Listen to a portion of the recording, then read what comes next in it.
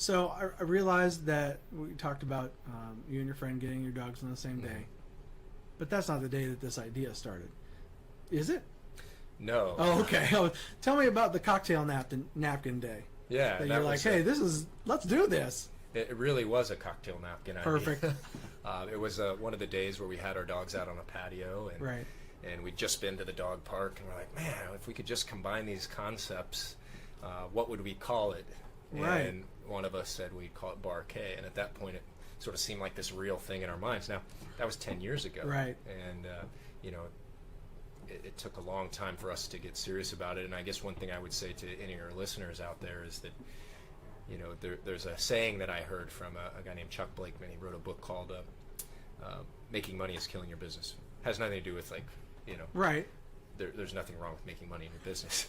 In fact, please do. Yes, please do. But it was a very catchy title. But one of my favorite quotes from that is he said, "Thoughts and feelings don't create action. Action creates thoughts and feelings." Right. And that you can sit around and think about things, and in your mind you're like, "Oh, I'm really doing it." Well, that's not true. Right. Until you take action, and so you just have to think about, what's the next action step I can take to move this forward. And until we really, we were thinking about it and talking about it and joking about it until we decided, hey, we're jumping in. Full force. Right. And we both left our businesses that we were in at the time and did full time. This would never have happened without that. Right. Oh, very good.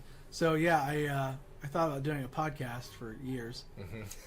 and then I just started asking people, "Hey, will you do this?" Mm-hmm.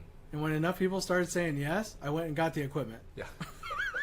So you took that action, and here we are. Right. Yeah. It's exactly the way to do it. And so being able to connect with these folks. Now let's talk about being on a napkin's fine, but eventually somebody has to pay for something. Mm-hmm.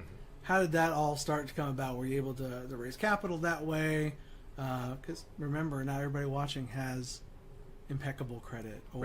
So share with us kind of how you guys figured that out and how that breaks down. Yeah, we had to figure out, how much we needed, first of all, and that really expanded over time. This project started out with, I think, 5 or 6 containers in a one-level building. Okay. And not as many features as we had, and we saw that there was an incredible opportunity. The pet industry, it's a $72 billion industry, which is Right. on par with all of U.S. professional sports. Right. And nobody's really doing this, and we thought, what an opportunity this Sure. presents. But nobody's going to kind of win this by sort of putting half in on it. Right. So we really wanted to say, hey, if we're going to do this, let's do it, and let's be the leader on this. And so that increased the scope of our project quite a bit. But that's Yeah. where we got our number.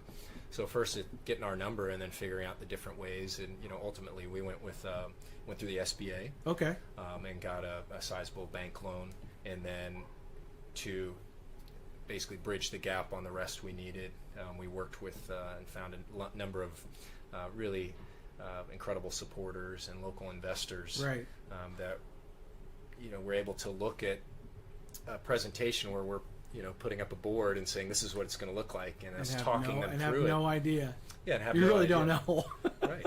And I think most of them will tell you that they were they were investing in us. Sure. And that's what most that's investors always say. that. They're investing in the people, For not sure. necessarily the the building or Sure. the idea. So that's where we got our funding, was a little bit of our own money, bank loan, and then investors. Well, I think I've watched shows like Shark Tank and things like that, where I've seen people come on with not that great of ideas, and they just loved them, or vice versa. Yeah.